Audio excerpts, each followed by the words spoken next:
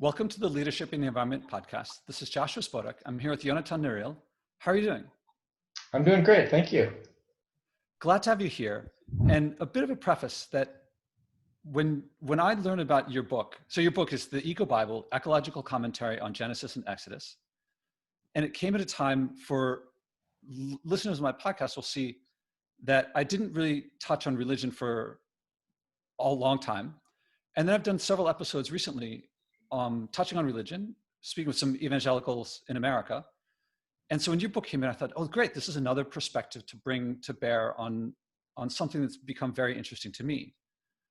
And I'm curious, on your side, I haven't seen a lot of literature like yours. And then I went to, I hope listeners will click on the link that I'll put up to your YouTube page, because you have a lot of videos and you're doing a lot of work. I wonder if I could start with where this began for you. Are you part of a larger community? Are you working on the forefront? Both, maybe? How did you get started? Sure. So I got started in Northern California. I grew up on an acre of land with an organic garden that I gardened with my mother. And I grew up going to a Jewish summer camp called Camp Tawonga near Yosemite, where I was first introduced to Judaism and ecology. I then studied environmental issues in college and came to Israel and studied in a yeshiva, Jewish learning center, for about 7 years, where I realized that Jewish teachings have deep things to say about ecological sustainability. So following that experience, I started an organization called the Interfaith Center for Sustainable Development, and we reveal the connection between religion and ecology and mobilize faith communities to act. So, and in relation to your question, we do collaborate with a number of organizations.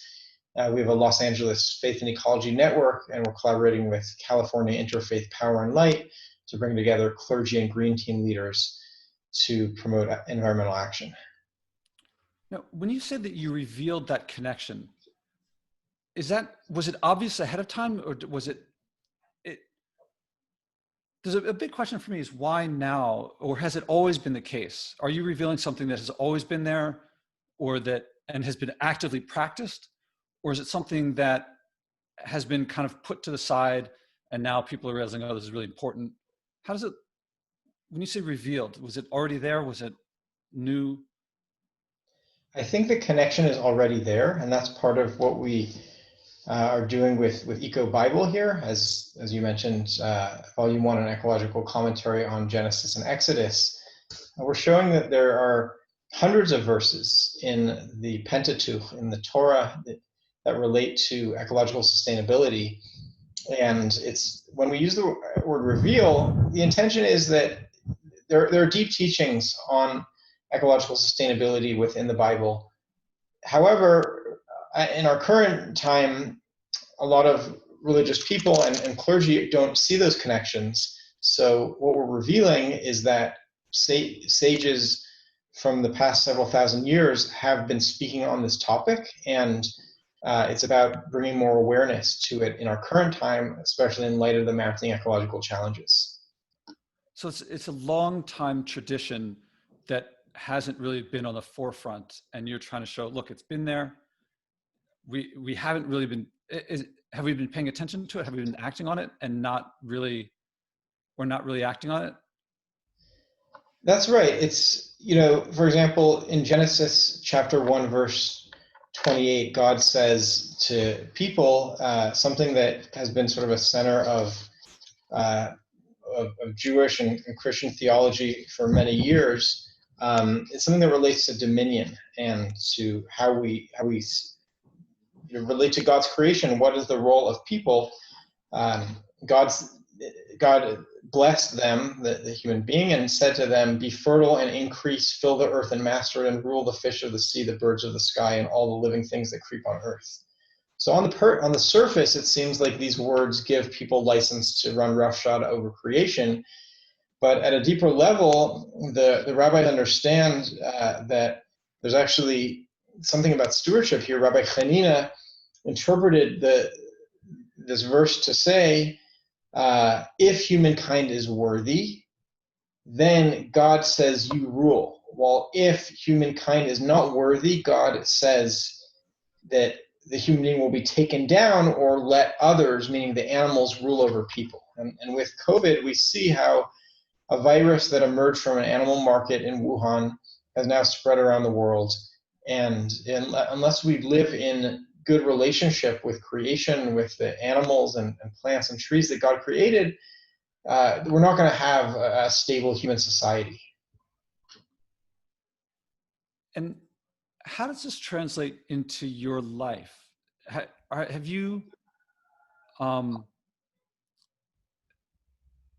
does this, I guess part of where I'm coming from is that a lot of people, I feel like they view acting environmentally, sustainably, as like a burden. It's a chore. It's like, we have to do this, but we really don't want to. We really want steak, but we have to eat crickets, stuff like that. And what has made a religious approach very appealing to me so far, and I'm not sure if it's the same with you, is that they don't, when people who come at it from a religious perspective don't seem to have this burden, chore aspect to it. It seems to be much more of like a fulfilling experience. It's when I hear from evangelicals, it's like, we have this gift. It's a wonderful gift. The best thing we can do is like really take care of it, and they have a joy in it, which matches my approach. Though I'm not coming from the same perspective of like, I really enjoy it. I don't have to do this. I get to do this. And I wonder if that also comes with you as well.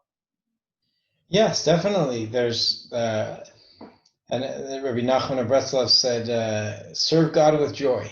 The key to religious devotion is serving God with joy, and also how we live ecologically, bicycling with joy, composting with joy, eating vegan foods with joy, stewarding God's creation, going into nature and enjoying the beauty of creation. All of this at its higher level, the spirituality which informs sustainability is going to be about joy, and that's actually part of the deep thing about faith-based sustainability, is that if we access religious teachings and live a more ecologically sustainable lifestyle, we will connect more to ourselves, to our families, to our communities, to God. We will bring more joy into our lives. We will live slower lives, more simplistic lives, but more fulfilling and more joyful lives. You sound a lot like me, or I sound a lot like you. I mean, some of the words that came up were that I say a lot, that I don't hear a lot. Sadly, I feel in most environmental stuff. You talked about service. You talked about stewardship. You talked about joy. You use the word joy over and over again, which I use all the time. I think I heard you mention more time with family, slowing down, but more fulfillment. And maybe I'm missing it when I hear about most like climate marches, most stuff coming from a non-religious perspective. It seems much more about like, we got to protest. I agree with a lot of what they're saying and what they're doing. And it doesn't sound like fun. It doesn't sound like purposeful and meaningful. What you're saying does, if I'm hearing you right. I mean, look, that's part of the challenge that we're facing now, is that the scale of the ecological degradation is so vast and serious that for those who are aware of what we're doing to God's creation, there's a certain level of heaviness, to witness the pollution and climate change and biodiversity loss and plastic in the ocean. I went swimming with my wife and our two kids a couple of months ago in the Mediterranean, and we encountered plastic in a way that I'd never seen before in the oceans. And so, and there's also, I think, a lot of people deal with a certain level of terror about the future, like that it seems like Earth systems are hemorrhaging, and that we're heading toward a very dangerous place. So I think that people, on the one hand, are dealing with that, and I think that there's something that religion can offer, which is hope. Rabbi Nachman said, "Ein ye'ush ba'olam klal," never give up hope. And the late chief rabbi of the British Commonwealth, Rabbi Jonathan Sacks, who's probably one of the most well-known rabbis, he said, "Hope is a human virtue, but one with religious underpinnings. At its ultimate, it is the belief that God is mindful of our aspirations, with us in our fumbling efforts, that he has given us the means to save us from ourselves, that we are not wrong to dream, wish, and work for a better world. Hope is the knowledge that we can choose, that we can learn from our mistakes and act differently next time." So, I think this is really an important part that religion can bring to the table, is this aspect of hope and faith in God, that we're going to get through this, that it's going to be okay, that God is with us in this process, and at the same time, a realization that God has given us responsibility to change course, to live sustainably, and to draw on religious traditions to do that. And how's this? So I'm hearing very solid confidence on your part, and it sounds like this permeates all of what you do in your life. I'm curious how are you spreading it out, and how's it being received on? I would expect some people like it, some people don't like it. I'm not sure.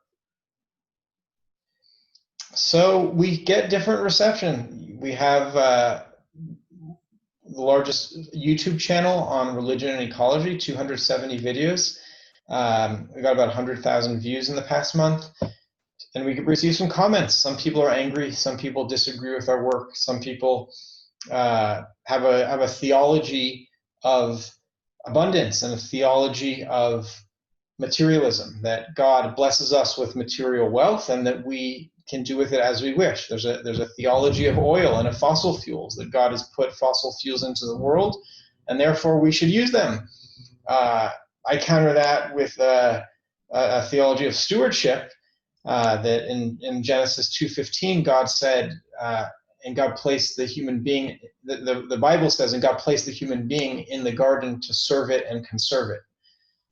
So therefore, just because fossil fuels are available to us doesn't mean that we should partake of them, just like not everyone should be, digging up uranium and making nuclear bombs. That's also not an appropriate path.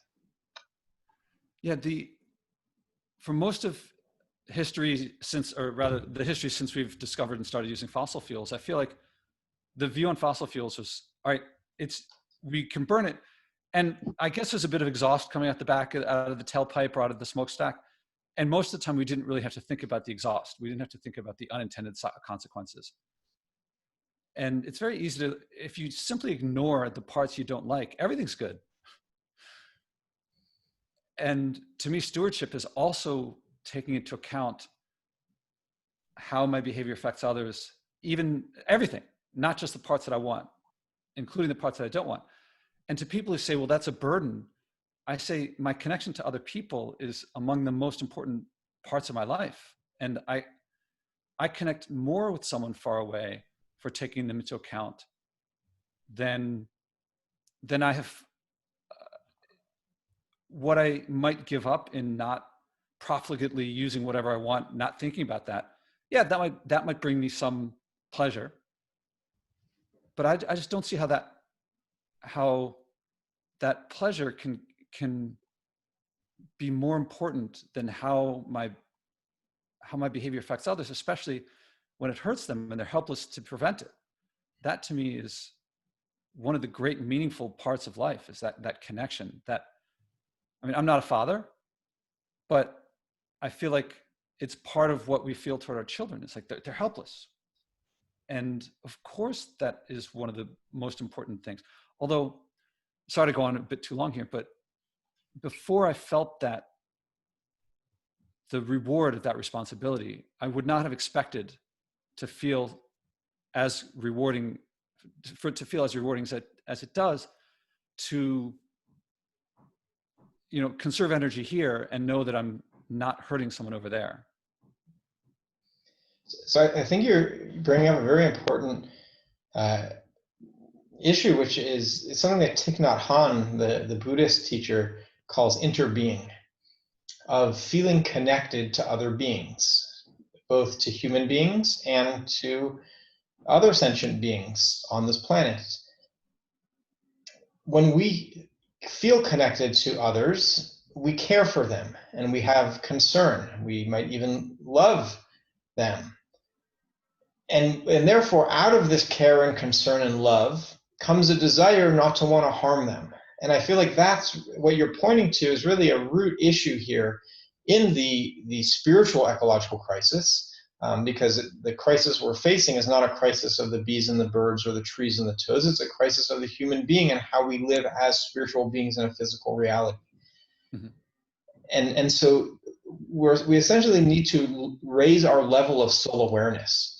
According to the Jewish mystical teachings, a human being has many levels of soul, at least 5 levels, and our current society and consumer society is operating at the lowest level of soul.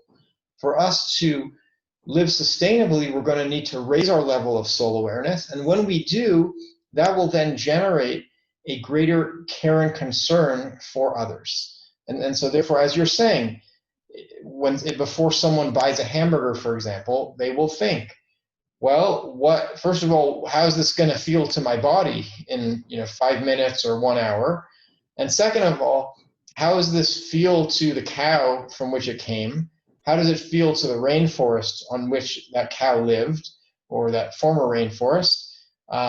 And how is this going to feel to the atmosphere? And when we think about all these different implications of our action, when we have a higher level of awareness, we will then come to realize, well, maybe this isn't the best thing, and maybe there's something else I can eat that would be more wholesome for me and for the earth. Yeah, it seems like not too much of a stretch to think that way. I don't think of myself as, I have not thought of myself as, how did you put it, to a higher level of soul awareness, although it doesn't sound too far off either. Well, the reason that I think it's a bit distant from current society is partly because there's an industry, the advertising industry, whose goal it is to help people, to convince people to buy things that will give them short-term pleasure, but which they don't really need.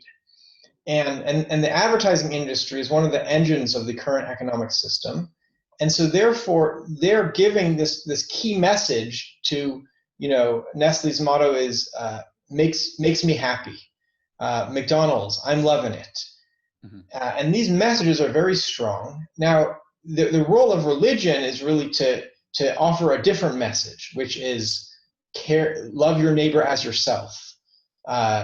Do not do unto others what you wouldn't want them to do to you. And so therefore, this is why I believe that religion is key to coming to live sustainably, because these messages of moderating consumption, thinking long-term, caring for the other, are messages that are central to religion, and which only religion is going to bring them out. And can you tell me some examples of how this is borne out? And have you, you're getting your message out there, you've been doing it for some time. And can you give some stories about how people have responded? Ideally, I'm thinking of how it's been receptive and how people have come back and said, hey, this really affected me, if that's happened. Yes, it has. We've mailed copies of Eco Bible to hundreds of clergy in the US and England and Southern Africa and Israel. And a number of clergy have written back and said, wow, this is an amazing resource for me to use in preparing my sermons and my teaching. We've had lay people write back also saying, I didn't realize that there was such a connection. I thought that religion was one thing, ecology was another thing, and never did the two meet. But now I see that actually ecological awareness is organic to the Bible. We've also organized 13 conferences over the past 10 years in Jerusalem and in 7 cities in the US, including in New York City. And we've received great feedback from faculty and deans of seminaries who attended those conferences about how it helped them really deepen their appreciation for religion and ecology and teach more for emerging clergy on this topic. So is that a strategy is kind of top down, is to work with no, because the videos are going more, I'm guessing that there's a bit of top down of reaching people at the centers of community to give them tools to bring out this message that they might not have been so aware of, and then also to reach everyone through videos. Is that about right? Or That's right. there's We're probably more to really it. working at multiple levels in terms of thought leadership through social media and videos and podcasts and blogs and articles. But we're also trying to work with religious institutions. Religion is the biggest NGO in the world. There are millions of clergy in the world, and most of them don't teach or preach on religion and ecology. So therefore, we have our work cut out for us, and they train in religious seminaries, and theological schools, divinity schools, rabbinical schools, madrasas, and ashrams. So we're trying to encourage the institutions that train religious clergy to engage more fully on this topic of religion and ecology. How about at the other end of the people watching videos? Do you get feedback from lay people responding? We do. We do receive comments on our Facebook page and our YouTube channel. And the comments are mixed. We have people who, as I said, who are very skeptical that there is such a connection, and they think that we're trying to hijack religion. And we receive comments from people who are saying, "Wow, this is great that here we have some of the heavy hitters in religion who are speaking about this issue." You know, Pope Francis has come out with his encyclical Laudato Si on care for our common home. The ecumenical patriarch of the Orthodox Church, Bartholomew I, has been talking and writing about this for 30 years. The Dalai Lama has made this a key part of his work. Thich Nhat Hanh, another Buddhist religious figure, many swamis in India, Chief Rabbi Jonathan Sachs, Rabbi David Rosen. You know, a lot of the heavy hitters of religion are saying this is the key issue that we need to focus on, and together with environmental scientists who are saying the same thing, it's hard to deny that we need to address these issues. I'm feeling both hopeful and also it's I mean, how do you feel? You talked about hope at the beginning and joy, amongst joy and things like that. At the same time, there's all these problems. This is a big question everybody faces is, how do you feel? Because I have to say that there's another message that I think, you know, Churchill said, you know, it's really bad. I mean, I'm not speaking like him, but you know, it's going to get worse, and it's going to be really difficult for a lot of people. And that's also big, to me, part of an important message is that we have to realize, as bad as it is now, it's going to keep, as far as I can tell, it's going to keep getting worse for a while before we can really, things start turning around. And I think you're also well, how does that, is that something you also feel? Is that something that is part of your message as well? Yes, I mean, you know, I'm sober-eyed about what environmental scientists are telling us about what we're doing to planet Earth. And ice caps are melting, sea levels are rising, hurricanes are intensifying, deserts are expanding, and at the same time, consciousness is shifting. And I believe this is really an evolutionary moment, that what we're facing now in this evolutionary moment is calling on humanity to reach at different levels than we've currently been operating on. I mean, this is the ultimate test for humanity in the long arch of human history, you know, going back 1 million years. For example, when people came to North America over the Bering Straits, the land bridge there, over a relatively short period, people extincted a lot of the large mammals, the woolly mammoth, the saber-toothed cat, etc. And so humanity has been causing environmental impacts for tens of thousands of years. However, in the past several decades, these impacts have anticipated to a scale that our ancestors couldn't have imagined.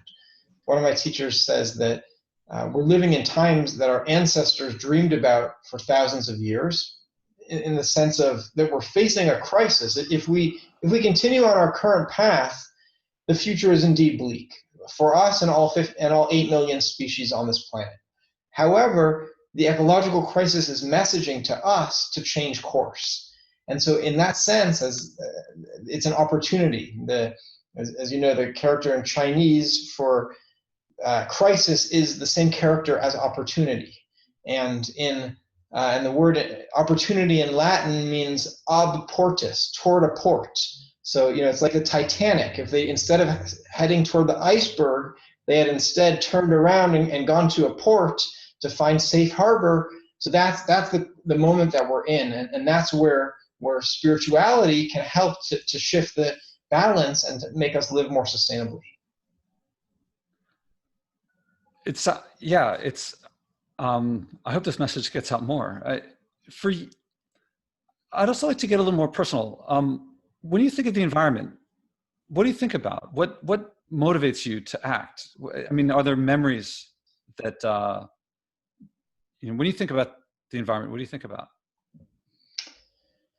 Well, my greatest experiences in nature have been in Yosemite National Park and around it, camping, hiking.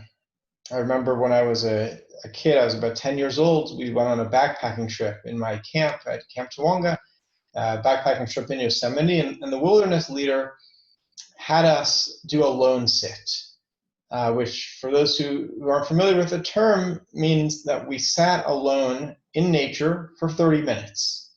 Each of the 10 campers chose a spot, and we weren't near other kids, and we sat alone, and we were just there in nature, listening, breathing, sitting on the earth, connecting to God in nature.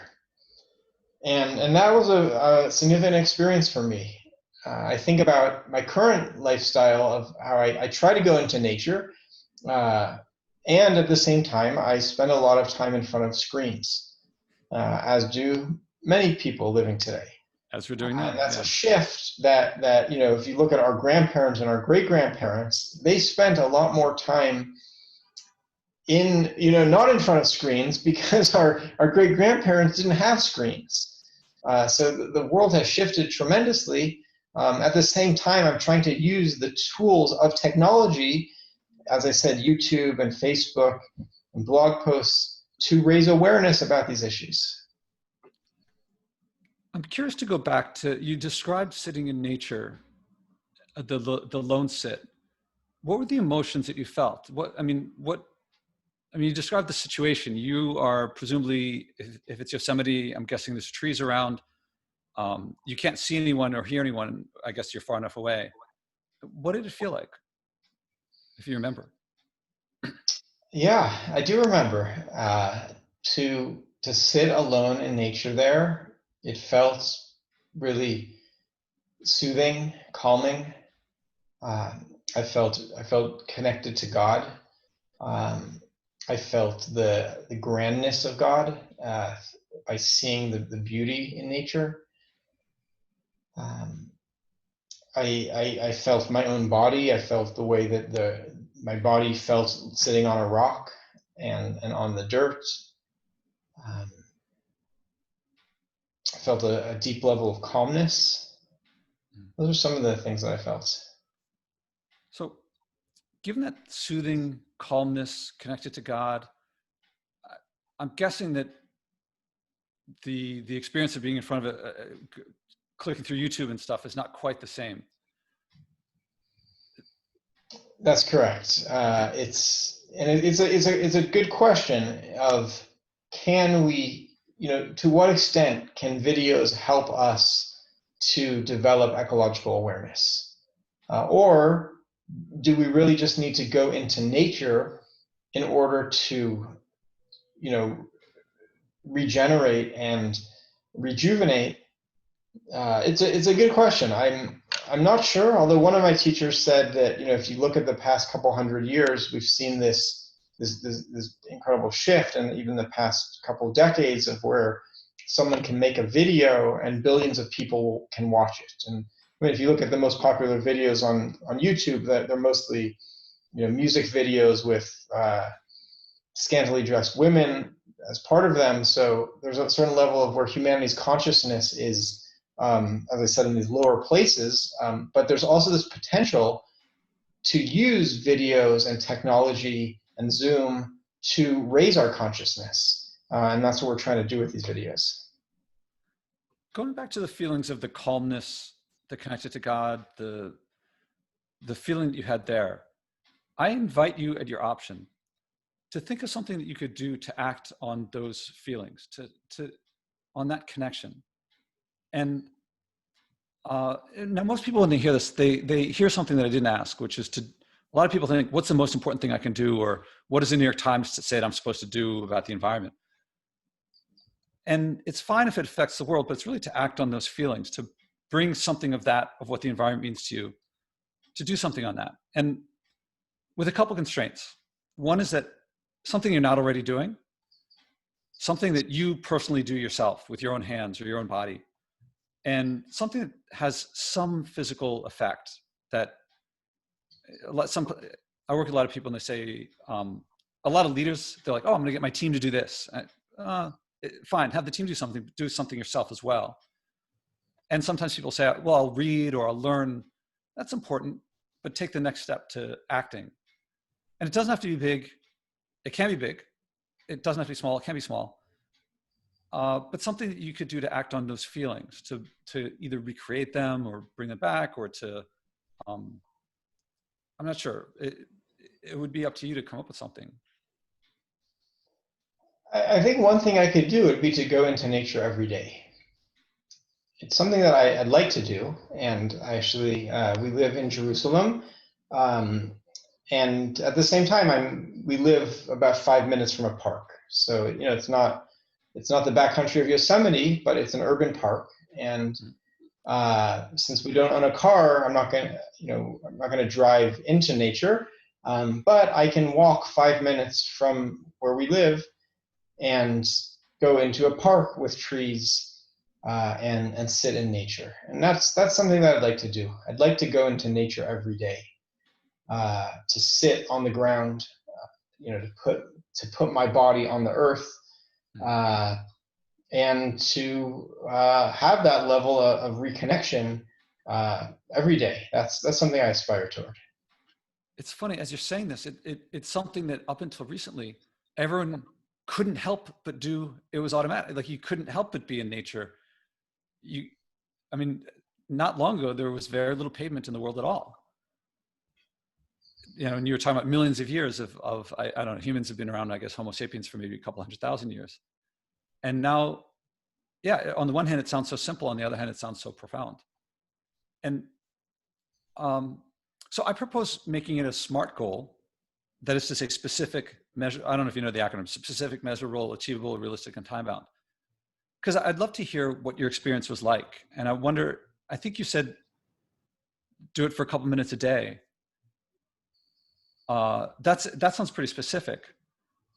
I wonder how long you'd have to do it before, if you're willing to share what the experience was like, that you could say, I've done this enough that I can tell you what the experience was like. Well, I can tell you that I went outside earlier today with my daughter. She went on her scooter and I was walking, and we took a walk into the park. And that was very uplifting for me. It was also great to strengthen my connection with my daughter, and she enjoyed going out. For the past 10 months with COVID, we've spent more time in our houses, in our apartment, than we have prior to this.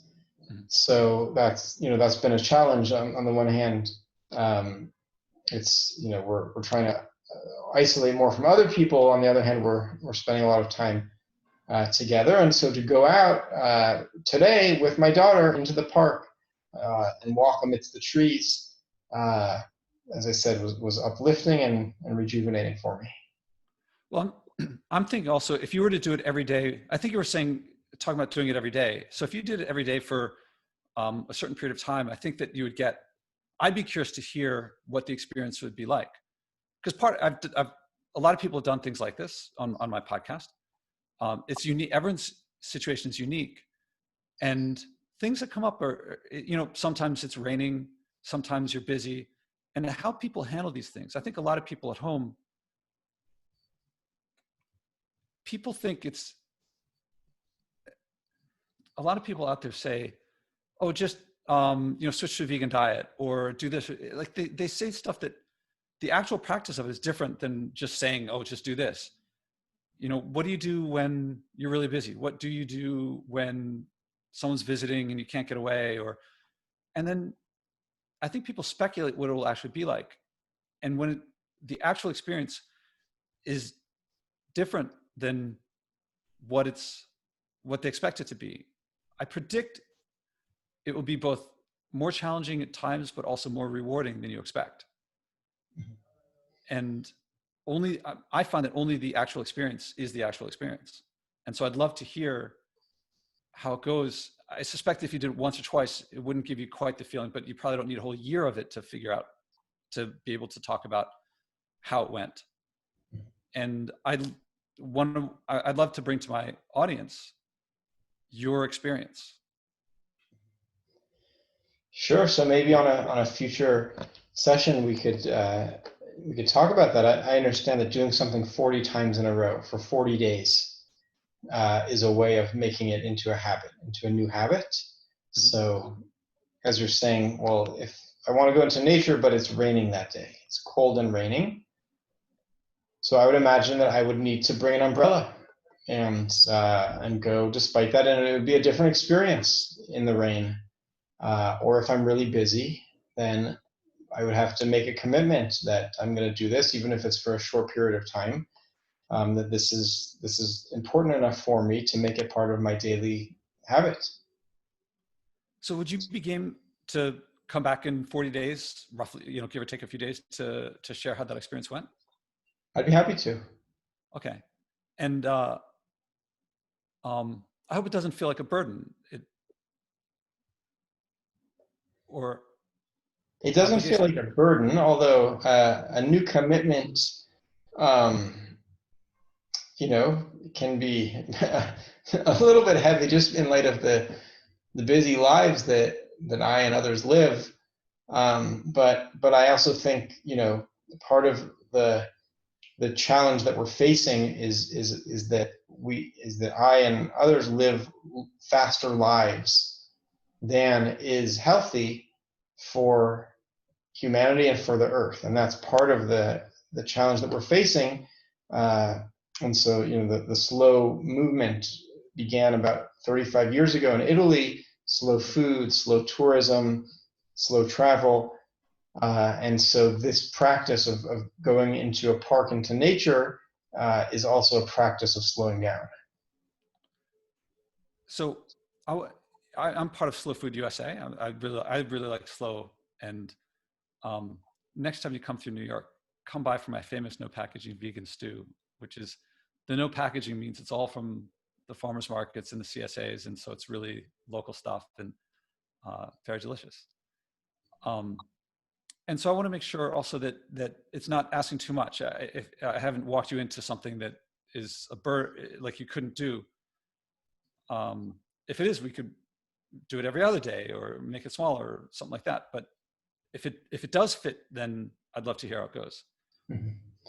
No, I think it's realistic. I bike to work and I bike through a park. So it's just a question of getting off my bike and spending some time there in the park. Or as I said, going to the park that's near where I live. I'm oftentimes surprised when I go into nature, and I try to go hiking with my son about once a month, that when we go into the trails that are near Jerusalem, that we see almost no people on those trails. So it's a repair that I'd like to make in my own life, of spending more time in nature, which I think is also part of the deeper repair for humanity in the current time. I'm surprised. I think of you as living in a place that's very densely populated. And so I thought you were going to say you always see people on the paths because there must be so many people. Well, in the trailheads that are adjacent to Jerusalem, there are except on national holidays when people are going out and about there, there tend to be very few people that we see on the trails.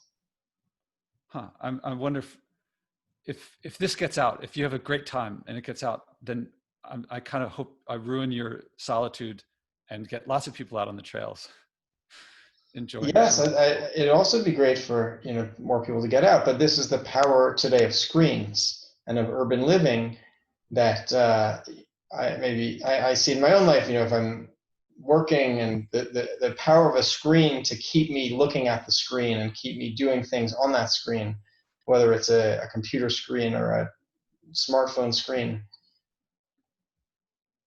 This is I'm making a mental note to talk to you about this when we talk again in roughly 40 days. That I'll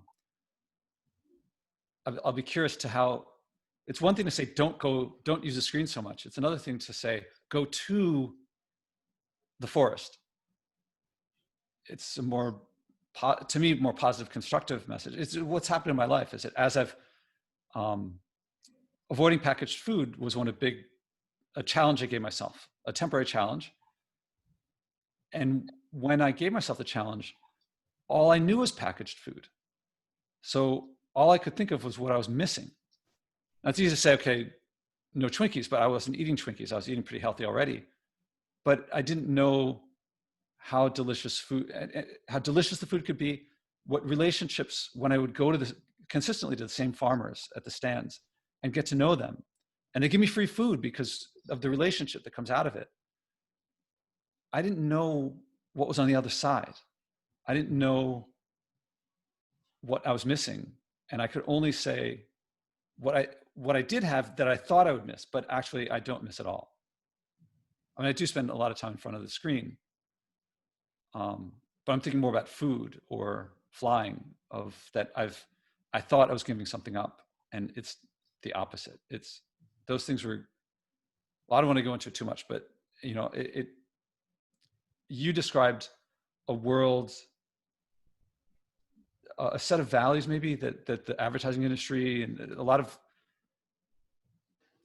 I don't know, our global economic system, I don't know what to call it. We've been inculcated, like, this is how things are. And as long as I don't question it, I think they're describing reality. But it's just one way of looking at things. Changing our behavior, I think, gives us access to another way of looking at things. Yes, I agree with you. I haven't been on an airplane in over a year. And like many people, I don't enjoy, the process of air travel. To go door to door from here to New York takes about 20 hours. So, and in relation to what you were saying about going no packaging, after this experience a couple of months ago of swimming with so much plastic in the ocean, I decided to not use takeaway dishes at restaurants or for takeaway food. So when I go to lunch near my office, I bring my own container, and the currently only takeaways available in Jerusalem because of the pandemic. And I go to places that will accept my container, and they'll put the food in my container, and then I have a net zero packaging for my lunch. And I've found in that process that occasionally the workers who prepare the food and give the food, they will be resistant to that. But many of the workers are actually quite grateful for my doing so, not because it saves them, 25 cents on the packaging or 50 cents, but because they also have ecological values, and to see a customer come in and say that I'm going to use my own container, that to them is meaningful and something that they appreciate. Yeah, when I talk to people about doing something like that, they're like, oh, you can't do that, regulations, blah, blah, blah. But when you actually do it, there's a human connection. And that overrides all this other like objection stuff. I feel like maybe to people who've heard me a lot, they've heard me say stuff like this before, but when you're addicted and you don't, and someone says to stop it, you see the withdrawal, but you don't see past the withdrawal of, like, the withdrawal is like, oh, I'm gonna get the shakes or something like that. But past that is connecting with other people, community, joy. And it's hard to see it when you think of what you're giving up, but what's there is like much more rewarding and fulfilling. All the things that you talked about that I commented on before. But you have to do it. I feel like if you imagine it, you won't really get the potential. You can't imagine the potential.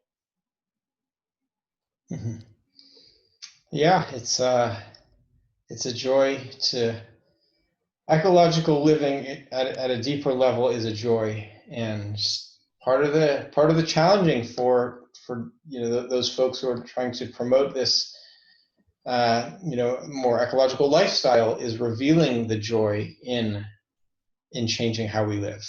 It's not just about laying off the Cheetos and the airplane travel. It's also about reclaiming our own sense of place, enjoying food more, enjoying more time with our family and our local community and local nature sites. That's something I've appreciated, even since the pandemic started, is I've come to see more in Jerusalem and more even, in the blocks, and the 1 mile radius of where I've been for most of the past 9 months. To just see things here that I never noticed before. There's a place I go to that overlooks the old city walls, and just a few days ago I noticed that there's a rose garden like right there. Like I'd never noticed that there are these rose bushes, and it just opened my eyes. I mean, maybe because they were blooming now and they weren't blooming before, but I was like, wow, like this existed, but I never saw it before, and I've been coming here for a long time.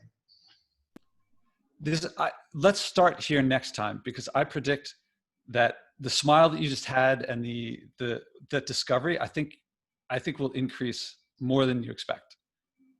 Can't be sure. I hope so. May God bless us. So I'd like to wrap up asking, is there anything I didn't think to ask that I should have, or anything worth bringing up, or any message you want to give directly to listeners?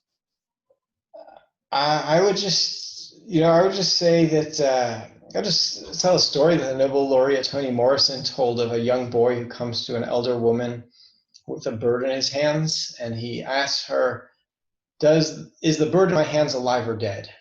And she realizes that the boy is playing a trick on her, because if she says that the bird is dead, he'll open his hands and the bird will fly away. And if she says that the bird is alive, he'll close his hands and crush the bird, and either way, she's going to be wrong. He's got her coming and going. So she looks at the boy in the eyes, and she says to him, I don't know whether the bird in your hands is alive or dead.